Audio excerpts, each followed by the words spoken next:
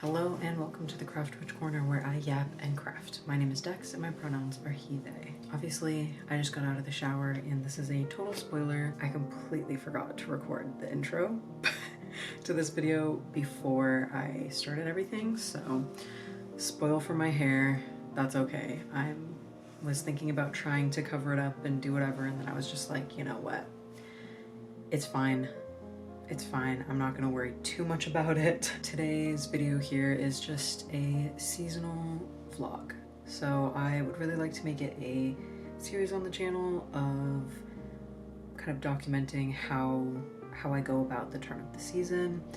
This is definitely very late. I had wanted to get it out before or on or closer to the autumn equinox, and then I was going through a very deep depressive episode, so I didn't really do much, and I just honored that I needed that time to rest and get my shit back together. My bad for getting it out so late, but I didn't want to put out something, you know, half-assed or push myself too far or anything like that. And I still wanted to post this video because I put a lot of time and effort into it. I really enjoyed filming it, and I've enjoyed editing it. I've enjoyed participating in the whole process, and I really enjoyed this turn of the season, apart from, you know, the depressive episode I was dealing with.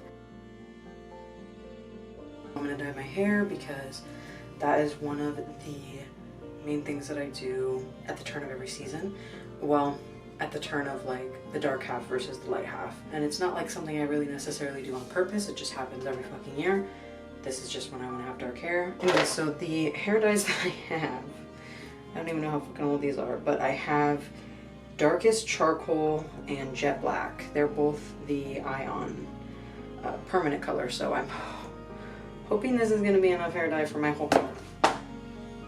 Anyways, for all of the hair I want to dye, but we'll see. I'm going to start with that on the rat tail part, and then like back and bottom, because I do want a significant portion of this part to be this orange color. So that's what I'm gonna do.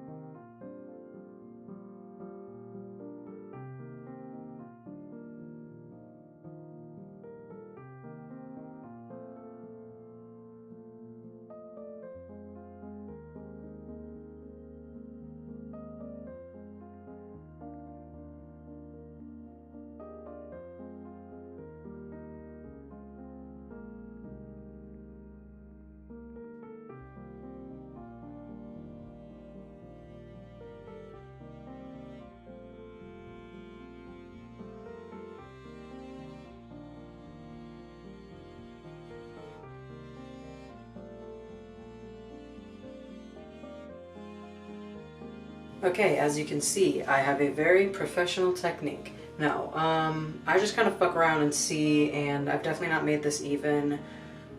But I also don't really care enough. I kind of like when it's not really perfect. So we're gonna fuck around and see how this looks. Okay, so hello. Obviously, I finished the bleaching. This is the section I've done. This is what it looks like. I don't think it looks terrible, so we're gonna go with this.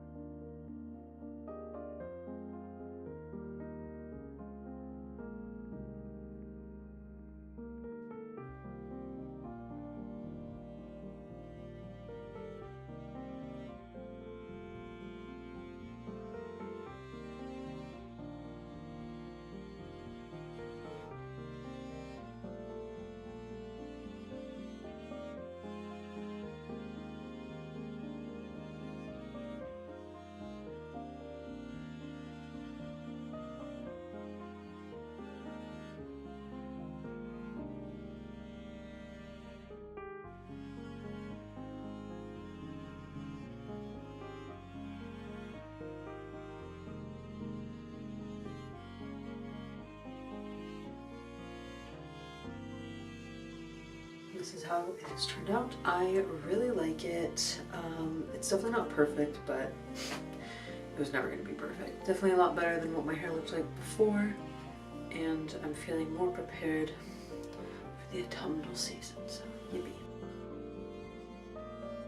I want to make a throw pillow. So I don't know that I'm going to be able to finish this before the autumn equinox.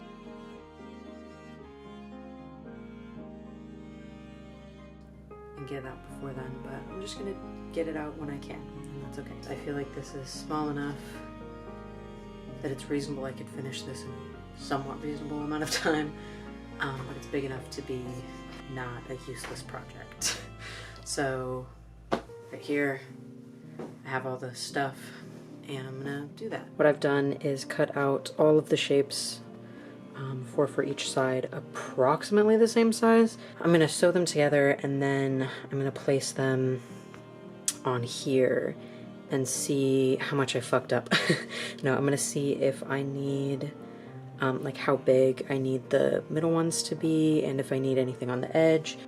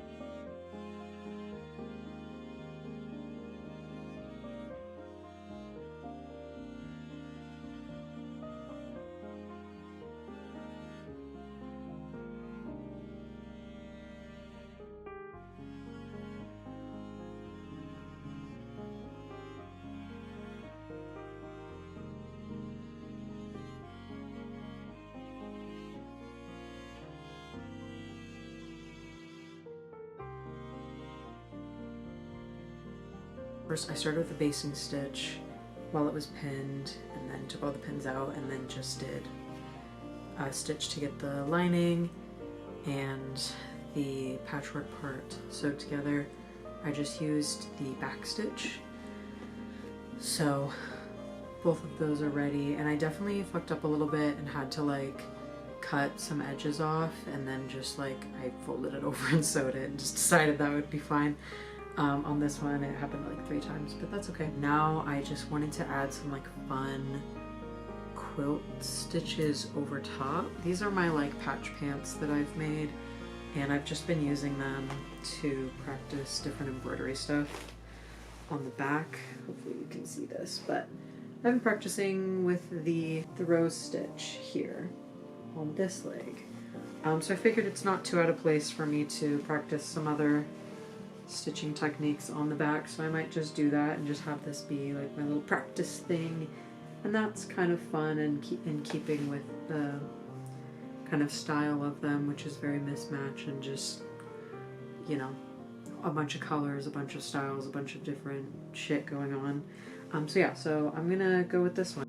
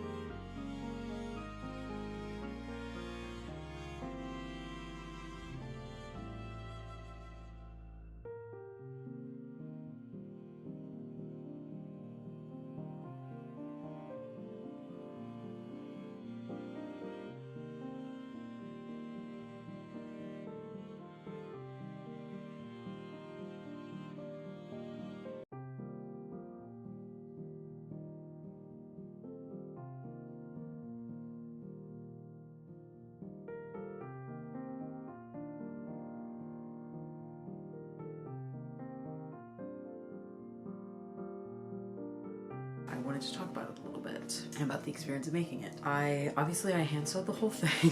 There's definitely a lot of mistakes that were made, but it was my first time ever adding a zipper on anything. First time making a pillow, first time doing patchwork, first time adding a zipper. So like I definitely made a lot of mistakes, and I'm hoping that the mistakes are not gonna fuck it up and make me have to remake this, because it took a very long time. The thing about when you sew with a sewing machine is that the right side and the wrong side both look fine. They don't look terrible.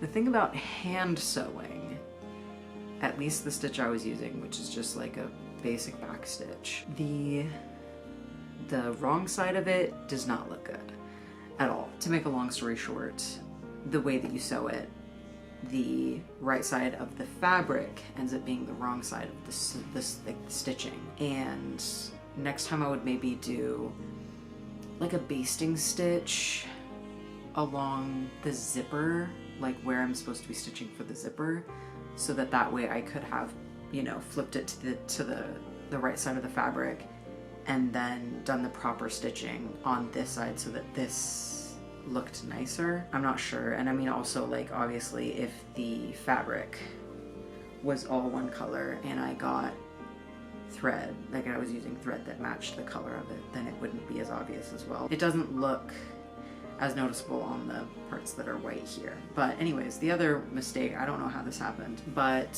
as you can see, this is going upwards, and then I put this with this one, which is from the same fabric, going downwards. I don't know how that happened exactly, but I didn't notice until I almost finished sewing it all together, and I was like, oh man, yeah, I'm not fixing that, I'm just gonna leave that.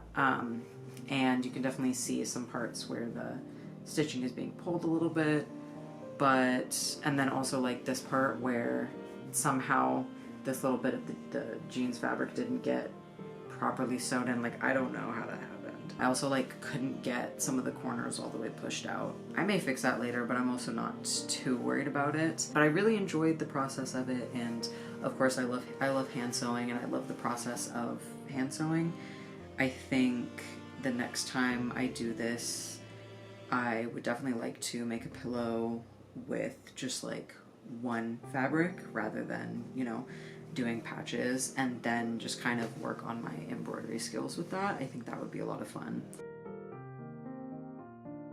I'm just gonna cook and you're gonna watch me.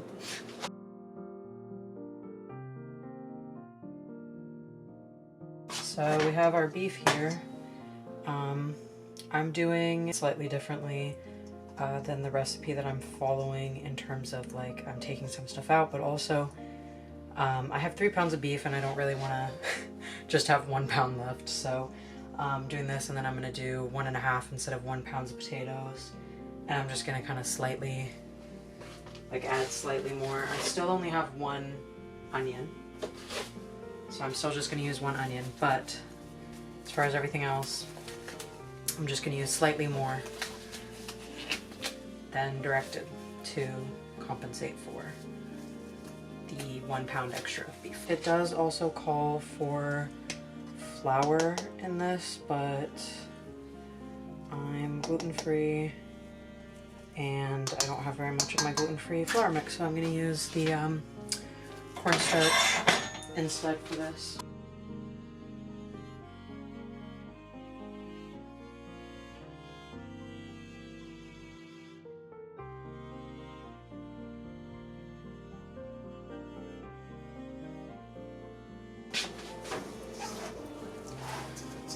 And normally I would never fucking do this, but I am trying to get out of my comfort zone. And, oh god, it feels horrible. Okay, I don't know if I've done very well, but it's about the best I got, so...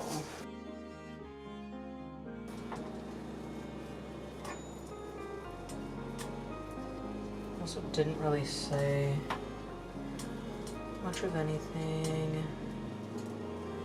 I had to do this, and I'm not necessarily much of a cook. I'm working on it, but, you know, not really my strong suit, so.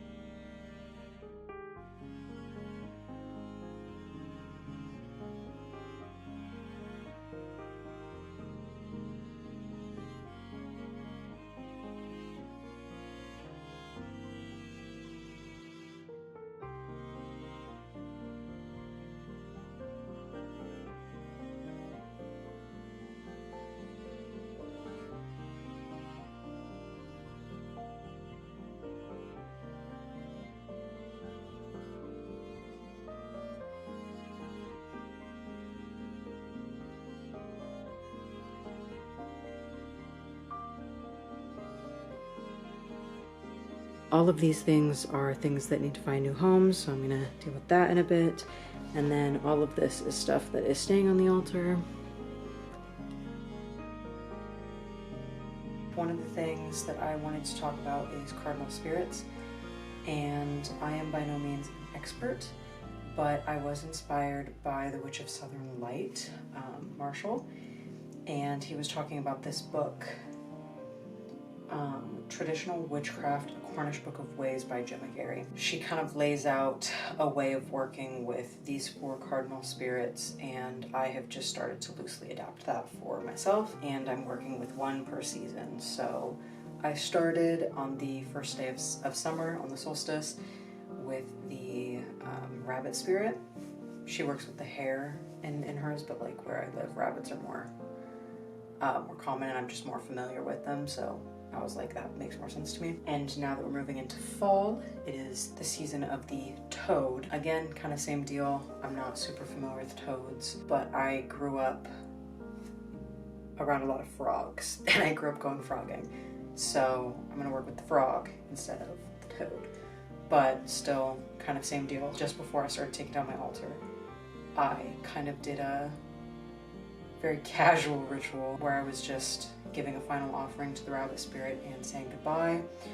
Basically, you know, thanking the spirit for everything it has taught me throughout this season, telling that spirit that I'm excited to work with it again come next summer, and figuring out how it's gonna look, because I'm basically doing, this is my first ever time working with these spirits, so I wanted to do 1 each season, the one, like the season it was associated with. So rabbit, summer, frog, fall, crow, winter, and serpent or snake in the spring. Anyways, I did all that, and then I kind of gave it the final offering, said goodbye, and I put that statue away in my cabinet, and I will be bringing out the frog statue that I have. So yeah, I just wanted to touch very briefly on it. It's not something I'll probably speak about a lot in the next year, just because I'm getting to know them for the very first time and figuring out how much I can share and things like that. There's definitely certain boundaries that have to be discussed, and certain spirits don't want to be talked about, or they have boundaries about what is okay for you to share with other people, personally or like online or anything like that. So I'm still figuring all that out with a lot of the spirits I work with. So yeah, there's definitely a lot of things I won't be sharing for now, but other than just the fact that I'm working with them and when I start those processes. So each turn of the season, if I do end up continuing this as a series, I will discuss whatever, you know, whatever season it is, the spirit that I'm working with that season.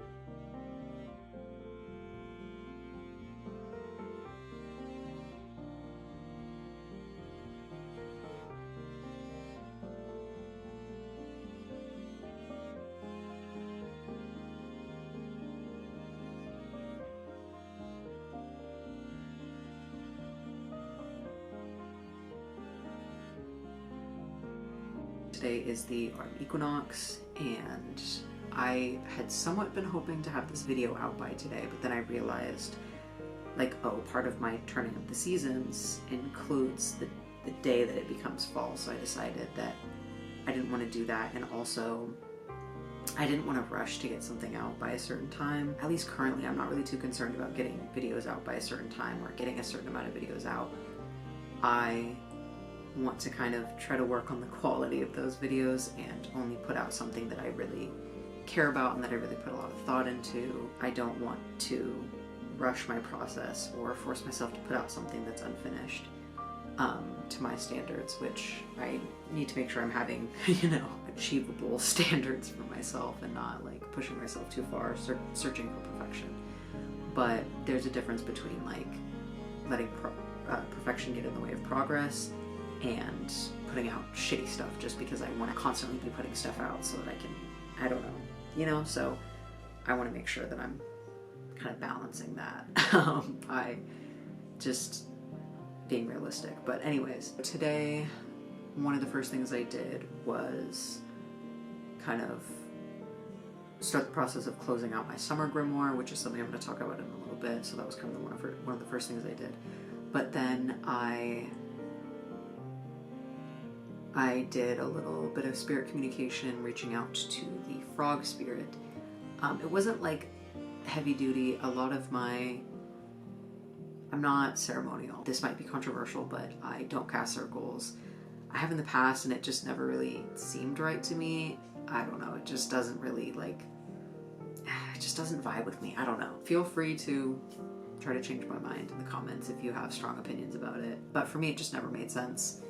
And in the future that might change, and I'm open to that. I was just a very casual, like, spirit communication kind of thing. I'm currently in a book club, as I've said in previous videos, and we're going through Psychic Witch.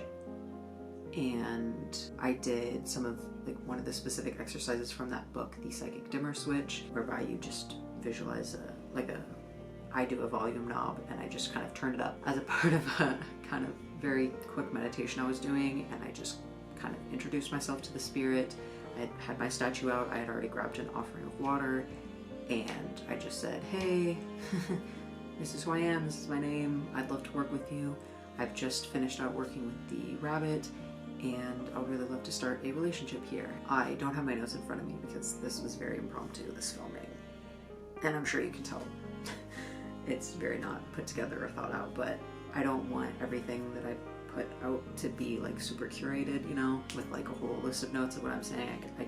I want to try to be as authentic as possible, so I'm trying to not like always have a script and to just be able to talk and say what's on my mind. I've noticed that with that Psychic Dimmer exercise specifically, I don't necessarily often have super clairaudient experiences, but whenever I do that one, and maybe it's because I'm kind of visualizing it as a volume knob, the main thing that I have more experiences with is clairaudience. So I don't know, that's very interesting to me. Think about, I am planning before I go to bed to start an oil. I'm going to do calendula with jojoba oil. I have eczema, and it gets really bad in the fall and winter because it's cold. So I want to make an oil and then maybe a salve. I might use this as my first salve, and that way I can use it more like a lotion. But either way, I'm going to use the oil, and the kind of metaphysical property is going to be bringing in happiness. I make a playlist on Spotify for every season. It's not like inspired by the energy of the season or anything like that. Every season, I start a new playlist for the entirety of that season. I add my favorite songs to it. And then I do have like other playlists that I move songs to as well, but like that's the main thing. And it's for me kind of more of a way of like being able to like go back and listen to those songs and kind of like transport myself to that time, that season, and those memories and those feelings and what I was going through, and to just kind of also see how I'm developing as a person, because I do feel like the music you're listening to has some kind of tie with that. So it's more of a like memory lane kind of thing. There's that, and then the other thing I do seasonally that I've started this summer was the first kind of time I started where I was really trying to figure out my way of record keeping, and I'm still figuring it out, so I'll get to that in a second, but I'm still figuring it out. This is not the be-all end-all, but what I did this time around was I have this big like briefcase, like accordion file style. I don't know, it holds paper. So what I've been doing all summer is just like taking my pages and then putting in there, and then I have stuff that I print out as well, like my daily pages and stuff that I do in my notes app, because it's just a lot easier and faster for me. And then I print those out, and then I order them, I number the pages, I review them, and I have like an index. It's inspired by the Personalize Your Practice workbook by my friend Bug. So I've raved about it in both of the videos I've made. It has worked pretty well for me. However, I wanted to bind it into like a grimoire, and this is where I've come into a bit of a problem. I've already done it mostly. I just have like the last 5 days to add in, and then I'm gonna do some extra reviewing over the whole season and make some pages on that, whatever, and add them in.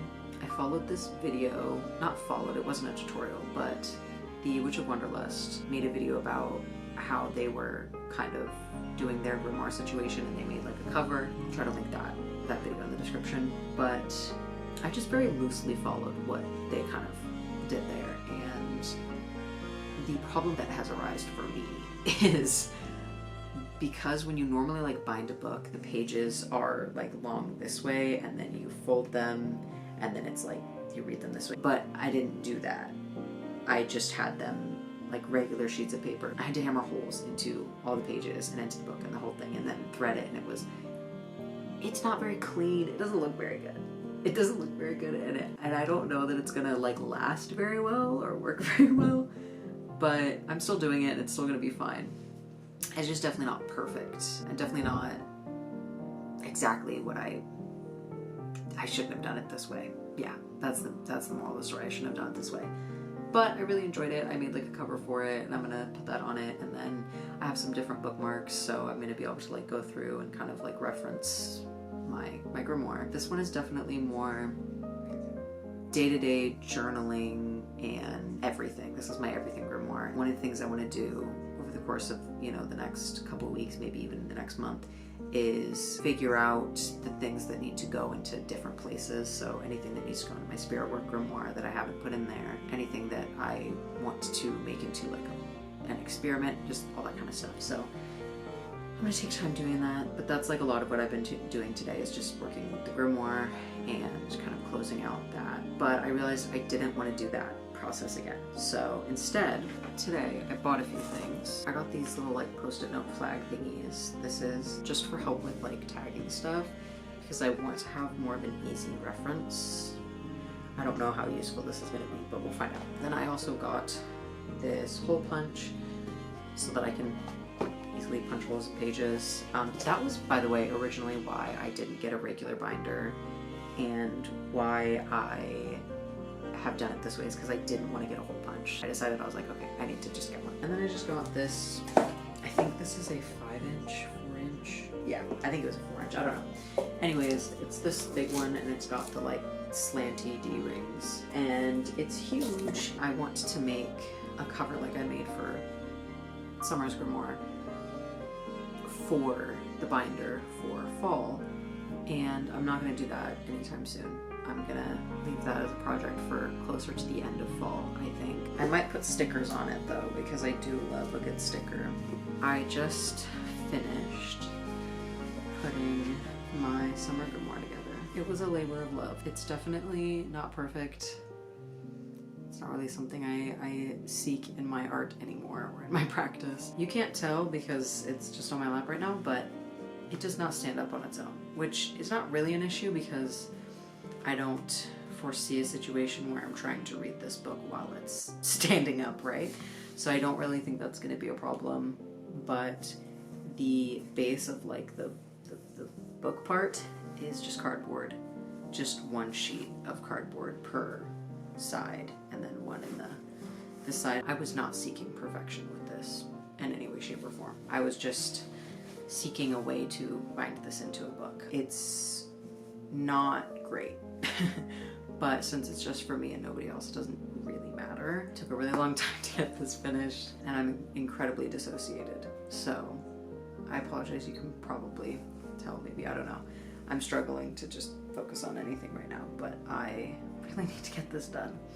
So I didn't feel like I needed to wait for a better opportunity, because I think I said this in the last part too, maybe, but I just want to try to be a little more authentic than that and not just trying to curate everything to make it seem perfect. So I have mental problems, and I'm not going to try and keep that a secret here.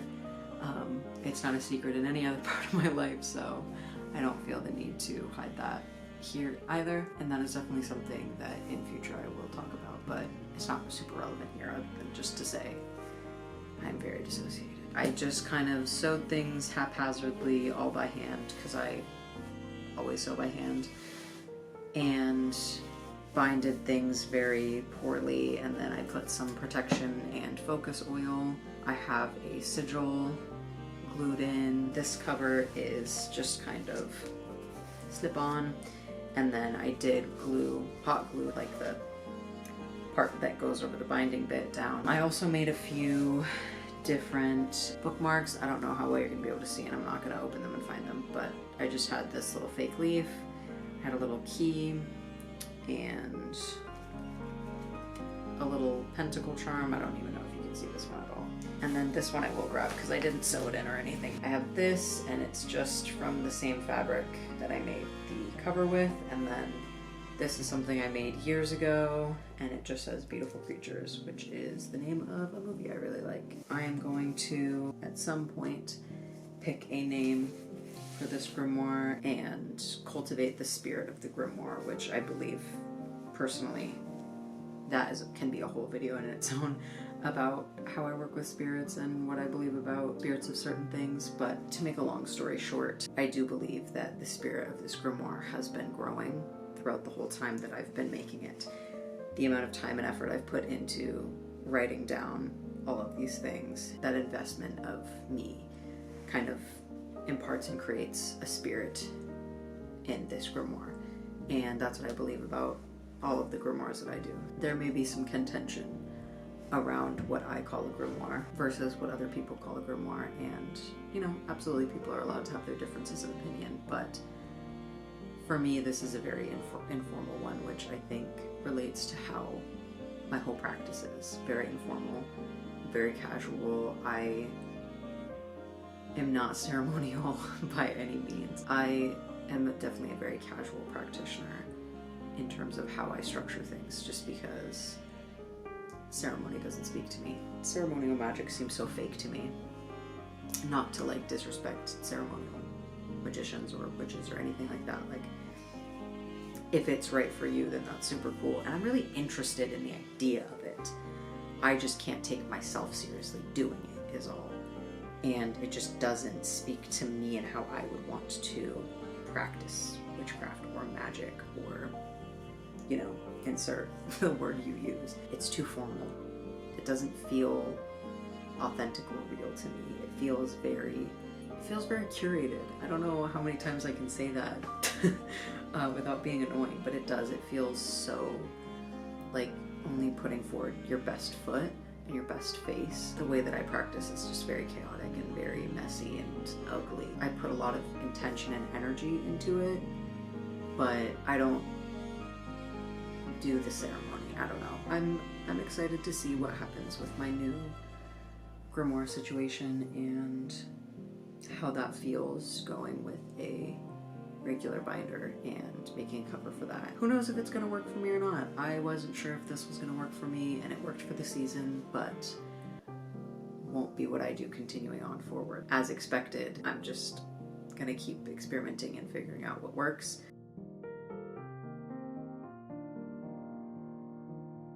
Hello, I know the lighting is horrible, but it's what we have, and we're just gonna go with it. So I am going to make my calendula happiness oil. Today is still the autumn equinox, and I am making this to carry me through fall and winter. Calendula, definitely very associated with the sun, but this is not just, I'm not just using calendula for that reason. I also have eczema, and calendula is really good for dealing with skin stuff. So I also wanted it for that. So I'm gonna try to this time make a much more reasonable amount of oil. Normally I make, God, just way too much, but I want enough to make it through fall and winter. Just not so, I just threw it right back out. Just not so much that it's too much and I can't finish it before it goes bad. The last oil that I made with calendula did go bad, so that sucks. This might end up being the rest of my jojoba oil, but we will see. Yeah, that's gonna be the rest of that. But that's good. I have a really hard time lotioning my hands. And I know that might sound really stupid to some people, but being that I am, among many things, neurodivergent, I am autistic, and I have ADHD, I have a hard time with certain textures, and I don't like the way it feels on my hands. Anyways, I think I definitely need more oil than that. One moment. I guess we're doing jojoba plus olive oil, which is fine. Olive oil is also pretty nourishing for the hands, so I'm not too worried about it. I just want to make sure there's enough that it's all covered, but not too much. Okay, I think that's good. I hope that's good. We'll find out if it is or not. Anyways, I just have a hard time doing anything on my hands like that, and it can be kind of autistically stressful for me. So I thought it could be good and helpful to kind of work in some magic to the process, because then I will be more likely to do it. Historically, I do use protection oil anytime I leave the house, which has been less recently because of anxiety stuff, but that definitely helps with moisturizing my hands. And then I use my focus oil I've made recently whenever I'm editing, so that helps. But I also just wanted to make this to also help bring in some happiness during the time of the year that I struggle with that. I mean, I always struggle with that because I'm mentally ill, but you know, just pouring in some intention, and I'll likely use breath because I almost always do that. Yeah.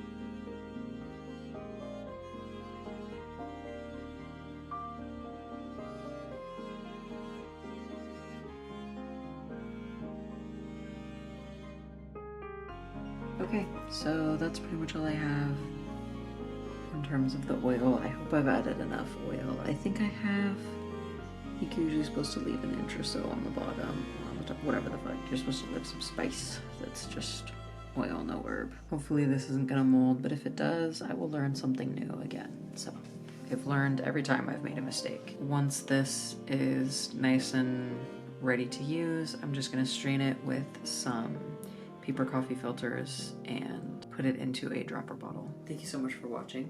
I hope that you've enjoyed this very chaotic vlog of me transitioning into the new season, and I would love to hear in the comments below what you do to honor the turning of the seasons and those energies within yourself and your home and your life. I hope that you liked it. I would love it if you gave the video a like, and if you enjoyed, feel free to subscribe. That would make me very happy and I hope you have a wonderful rest of your day. Stay crafty and stay kind.